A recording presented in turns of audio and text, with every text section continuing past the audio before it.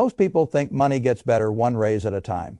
You work harder, you earn a little more, you move to a nicer place, buy a better car, eat at better restaurants, upgrade the furniture, take a better vacation, and tell yourself that this is what progress feels like.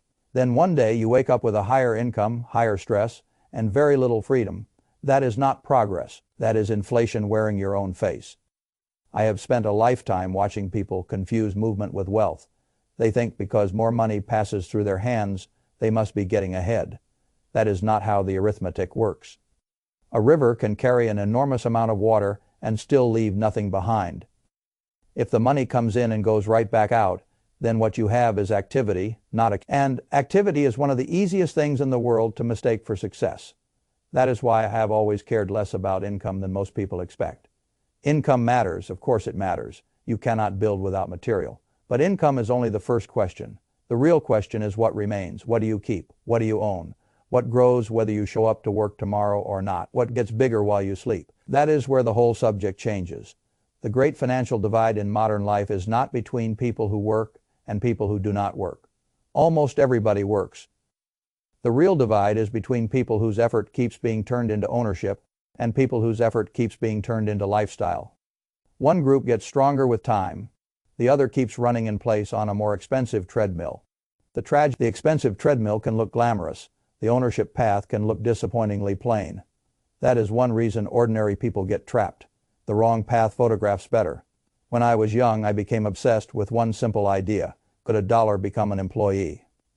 That sounded almost magical to me. If I delivered newspapers, sold gum, bought pinball machines, or found any other way to put small amounts of capital to work. Then perhaps the future did not need to depend entirely on how many hours I could stay awake or how many tasks I could personally perform. That idea is still the whole game. The details change. The principle does not. Money improves when it stops behaving like a paycheck and starts behaving like a worker. And that change does not happen automatically just because your salary went up.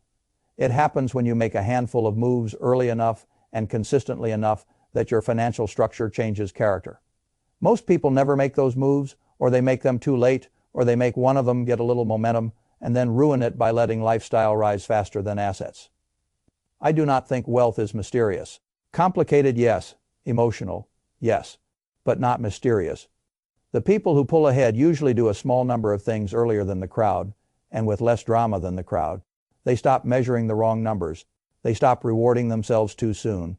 They start buying position before comfort. They increase skill faster than they increase consumption. They get closer to ownership, closer to capital, closer to rooms where decisions are being made rather than only tasks being assigned.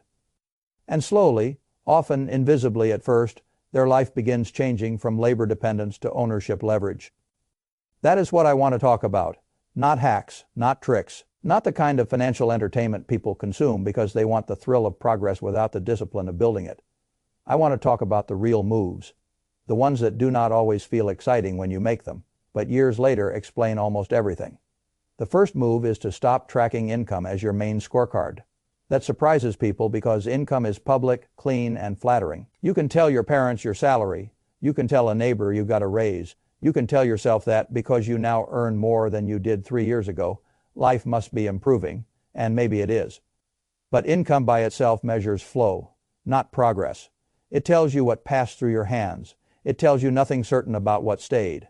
That is why net worth matters so much more than most people realize. Net worth is not glamorous. It does not flatter daily emotion. It is simply what you own minus what you owe. Assets on one side, liabilities on the other. What remains is your true financial position. That number tells the truth in a way income never can. A person can earn $200,000 a year and still be structurally weak. Another can earn half that and be becoming steadily stronger. The difference is not the paycheck. It is what the paycheck gets converted into. Once you begin focusing on net worth, your whole mental structure changes. You stop asking only, how can I earn more? You begin asking, what am I building? What remains after the month closes? What grows without requiring more hours from me? What moves me forward even if my salary stopped growing tomorrow? That shift is one of the most important financial upgrades a person can make because it changes how spending feels. The ordinary question is, can I afford this? That is a shallow question. Many things are affordable that are still destructive. The better question is, what does this do to my position? Does this move me forward? Does it strengthen? Does it create another claim on future cash flow? Or does it merely consume present comfort while asking future me to keep carrying it? Those are very different questions, and they produce very different lives. I have seen people whose income rose beautifully while net worth barely moved. They were active, they were busy, they were exhausted, they were praised, they still were not getting ahead. Then I have seen people whose income rose only gradually, but whose net worth kept expanding because every raise, every bonus, every extra skill, and every avoided indulgence kept being translated into ownership. That is the first real divide. Once you see it, you cannot unsee it. The second move comes right after that first realization, and it may be even more important because this is where most people sabotage themselves. When income jumps for the first time, do not let lifestyle jump with it. That first jump is far more decisive than people understand. Not because it is the largest raise you will ever receive. Often it is not. It matters because it establishes the baseline of your future habits. The first income jump writes the story your nervous system begins calling normal. If you were making $40,000 and now you make $60, or $60 and now you make $90, you stand at a fork in the road. One road says at last, now I can live like the person I thought I was becoming. That road is seductive. It upgrades the apartment, it upgrades the car, it upgrades the wardrobe, it upgrades the dinners, it upgrades the self-image. It also usually upgrades the fixed obligations, the expectations, and the minimum monthly burn rate so fast that the future never catches up. The other road says, good, now the machine gets stronger. That road is much quieter. No one applauds it. The bank certainly does not. Luxury brands do not cheer for it. The neighbors cannot see it. But that second road turns the raise into fuel rather than decoration. That is the whole difference. The problem with lifestyle inflation is not that it feels foolish. It feels intelligent, it feels earned. That is why it is dangerous. People do not say, I am ruining my margin. They say, I deserve this. I have worked hard. Life is short. I should enjoy what I built. All of that can be emotionally true and economically disastrous. Because the first raise is when your financial identity becomes programmable. If the raise upgrades your balance sheet, a pattern begins. If the raise upgrades your appetite, a different pattern begins. One builds freedom. The other builds a more expensive dependency.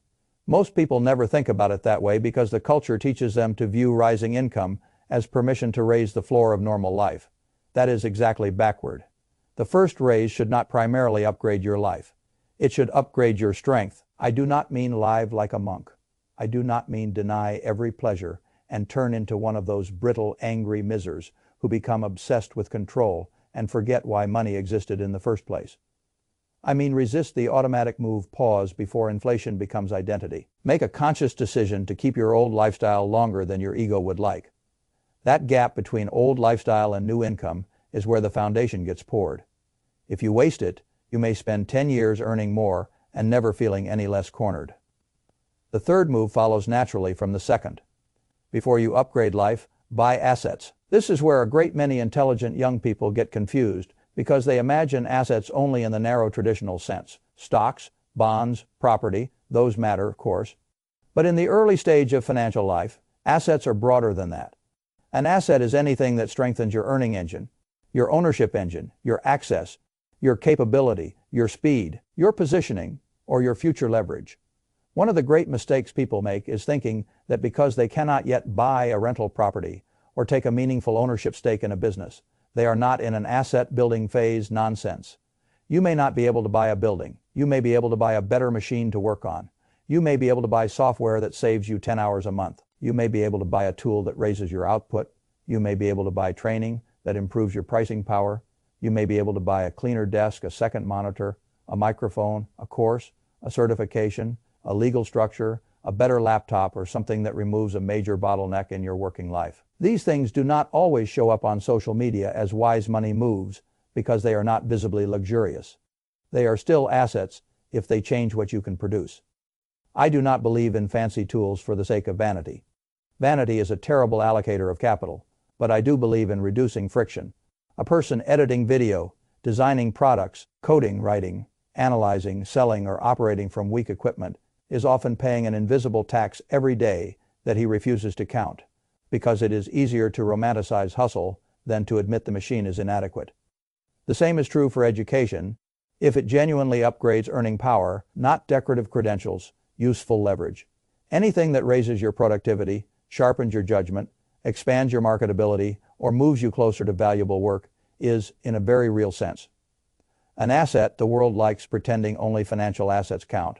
That is because financial assets are easier to chart. But the earlier and sometimes more powerful move is to buy things that make your labor more effective before that labor becomes ownership. This matters because most people are stuck in a narrow loop. They work more to earn more, then they spend more because they earn more, then they still need the same amount of labor because nothing structural changed. What I admire is when somebody uses the income jump to strengthen the engine rather than polish the dashboard. That person may not look richer for a while, he is usually becoming richer. The fourth move is to stop thinking primarily about salary and start thinking about skill leverage. This is one of the hardest truths for employees to accept because salary feels concrete and deserved. You work, you contribute, you receive more money. Fine. I am not against salaries. Most people begin there, many remain there. But salary has a ceiling. It is tied to a budget, a title, a manager's opinion, a company's compensation band, and the larger political atmosphere of the place where you happen to work. In other words, salary often depends on permission. Skill leverage works differently. It asks another question. What can I become so good at that my value expands beyond the current employer's willingness to recognize it? That is a more powerful question. A person who becomes better at communication, negotiation, sales, systems thinking, distribution, technical depth in a rare area, capital allocation, or any skill that multiplies output is no longer only negotiating within the four walls of his current job. He is increasing his value to the entire market. That changes the game. The person fixated on salary asks, how can I get more from this company? The person focused on skill leverage asks, what capabilities make me more valuable everywhere? That second path is where true acceleration begins. Because once your skills begin to travel with you, you are less dependent on one employer's recognition. You become harder to trap. You become harder to underpay. You become more independent even before ownership arrives. This is another reason I respect broad thinking over narrow compensation obsession. A salary increase is pleasant. A real increase in leverage changes your future bargaining power across many years. If you are always negotiating the current job without strengthening the underlying person, you remain too exposed to the current structure. If you strengthen the person, the structure matters less over time. The fifth move is to negotiate for equity, not only pay. This is where the whole architecture starts changing from effort to ownership. Salary pays you for the present. Equity pays you for the future. This is such a simple sentence, and most people still fail to take it seriously enough. When you accept only salary, you are saying, I want to be paid for my time and effort. Now, that is fair. When you negotiate for equity, profit participation, stock grants, revenue share, or any meaningful piece of what is being built, you are saying, I want to be compensated not only for labor but for contribution to value that may outlast the current pay period. That is a completely different category of wealth building. The greatest financial jumps in many lives do not come from raises. They come from ownership moments. A small stake in something that becomes valuable. A profit-sharing structure that scales, an early equity grant in a growing company. A percentage of upside that looked modest when accepted and huge when time did its work. This is the first clean step from earning money to building wealth. People underestimate it because they are too focused on the certainty of the salary line. The salary feels safe. The equity feels uncertain. That is often true. But if you only ever choose certainty, then you may spend your life maximizing the wage system, while people around you quietly collect the ownership system. And the ownership system is where fortunes are made. Of course, not all equity is meaningful. A tiny piece of nonsense is still nonsense. A poorly governed company with worthless options is not a gift just because the word equity appears in the conversation. You must use judgment. What is the business? What are the economics? How real is the upside? How diluted can the stake become? What rights exist? How much risk are you taking in exchange for the participation? These are important questions, but the larger point remains true. If you never ask for ownership, do not be surprised when your life stays shaped mainly by labor economics. The sixth move is to get closer to capital itself. This one is subtle and few people appreciate how much it matters.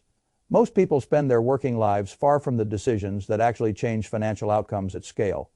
They work in places where money is earned and spent but not really allocated. They execute tasks, they deliver, they invoice, they collect salary. They may even do it beautifully. But they are not near the part of the system where capital is moved, deployed, priced, structured, or compounded that matters. Because money behaves differently depending on where you stand. Far from capital, you experience money mainly as effort. Close to capital, you begin to see money as allocation. That is a transformational difference. Capital in motion is what builds companies, buys, acquires competitors, finances growth, restructures risk, expands systems, and creates leverage far beyond one individual's day of work. When you begin operating near that world, your entire perspective changes. You start understanding how decisions are made, what actually creates value, what kinds of risks get paid, how opportunities are structured, and why ownership matters more than many talented workers realize. This is one reason I like when capable people position themselves in industries, roles, or companies where resource allocation is central rather than peripheral. A person working around acquisitions, investment, product expansion, distribution, or scaling decisions is often learning in 1 year what someone in a purely task-based role may never see clearly. The closer you get to capital, the less you interpret money only as a paycheck, and the more you see it as a system. That system view is priceless. It helps you understand why the same amount of effort can create very different outcomes depending on whether it is attached to ownership, leverage, distribution, or mere labor. The seventh move is to use asymmetric risk. Now, people misuse the language of risk so badly that this subject usually gets destroyed by motivational nonsense. I do not admire reckless behavior. I do not admire gambling disguised as courage. I do not admire all impersonalities who call themselves builders and ruin themselves by taking stupidly concentrated bets with bad downside protection. That is not what I mean. Asymmetric risk is when the downside is limited and the upside is meaningfully open. Those are the bets I like, not because they always work, because they do not need to work every time. If the loss is survivable and the upside can materially change your position, then repeated exposure to that kind of opportunity can reshape a life. Learning a rare skill is an asymmetric bet. If it does not immediately pay off, you still own the skill.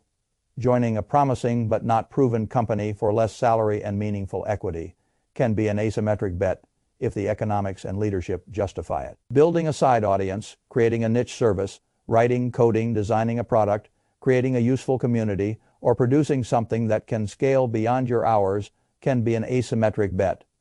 You may lose time, you may lose some money, you may gain experience and nothing else. But if one of those efforts works, the upside can change the slope of your financial future in a way salary alone often cannot. The crowd avoids these bets because the path is uncertain. That is exactly why they can pay so well. Predictable paths are fine for stability. They rarely create separation.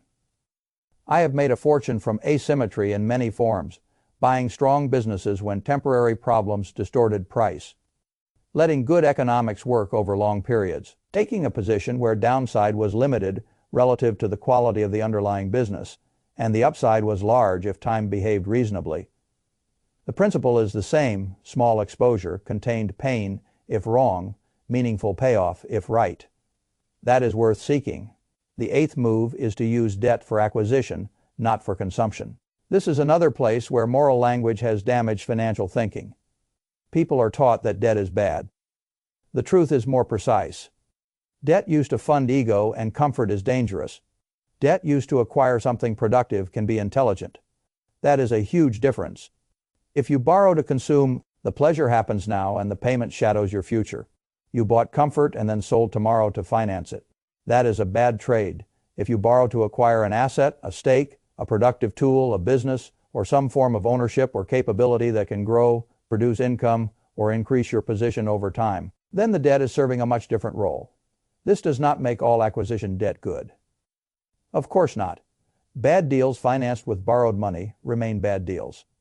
Leverage can still kill people. I have seen that too many times. But the principle matters. The question is not simply did you borrow.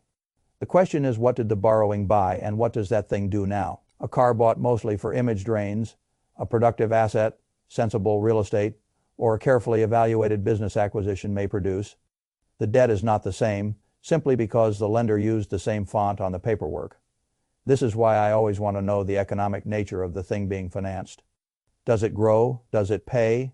Does it strengthen your position, or does it just make the present more comfortable while weakening the future? That is the whole test. The ninth move is to enter rooms above your current level. This one matters because environment is not decorative, it is formative. People become used to whatever surrounds them long enough. That includes ambition, that includes mediocrity, that includes what kind of life seems normal, what kind of income what kind of business sounds realistic, and what kind of asset ownership feels imaginable. If everyone around you earns wages, talks about wages, and thinks only in terms of wages, your imagination narrows even if your intelligence does not. If everyone around you rents out labor and almost nobody around you owns anything meaningful, then ownership itself can start feeling like something for other tribes. That is not because you are incapable. It is because environment edits possibility. That is why higher level rooms matter so much. Not because you need to become fake or socially performative. Not because you need to impress people with your vocabulary, because your expectations expand in rooms where people are operating at a different level of leverage, ownership, and seriousness. When you first enter those rooms, you may feel like an imposter. Good. That sensation is often evidence of expansion, not evidence of disqualification. Many capable people assume that discomfort means they do not belong. Nonsense. Discomfort often means the room is large enough to stretch you, and stretching matters. When you sit around people who think in terms of equity, acquisitions, capital flows, optionality, systems, and asymmetry, you begin asking better questions than the ones available in smaller, more familiar environments. Your references improve, your ceiling moves, you start hearing how money actually behaves in the hands of people who allocate it, instead of only earning it. That is profoundly educational. The 10th move is the final one, and it is the point where the whole game changes. Transition from labor to ownership. This is where everything else was pointing. Higher net worth focus, lifestyle restraint, asset, first behavior, skill leverage, equity participation, proximity to capital, asymmetric bets, acquisition logic, bigger rooms. All of it is moving toward one destination. A life where what you own begins doing more for you than what you personally labor to produce. That is not a slogan. That is the dividing line. Most people never cross it. They earn more. Yes, they become more skilled. Yes, they move up. Yes. But their life remains fundamentally a transaction between effort and income. That is a fine way to live compared with chaos and irresponsibility. It is not the way to become truly free. Freedom begins when your ownership base starts carrying meaningful weight. Dividend, business income, equity value, rental cash flow, licensing, royalties, appreciating productive assets, some kind of system where the money is no longer only coming from you. That is when the air changes. That is when time feels different.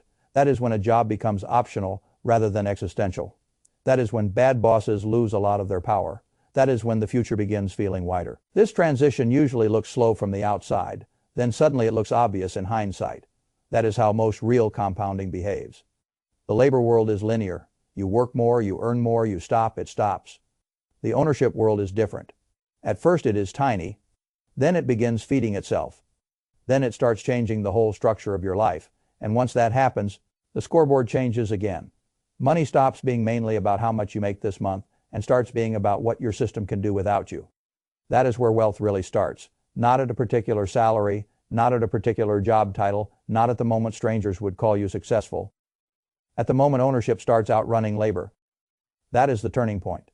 So if you want the clearest summary I can give you, it is this: not only what you earn. Do not let the first income jump become a trap. Buy assets and capability before comfort. Build skills that create market-wide leverage. Not only employer-specific value. Ask for ownership. Get near capital. Take asymmetric bets. Use debt to acquire, not to decorate. Put yourself in rooms that stretch your imagination, and keep moving toward ownership until labor is no longer the whole engine. That is how people get ahead. Not one raise at a time, one structural shift at a time. That is the real story. And once you see it, the old story starts looking very small.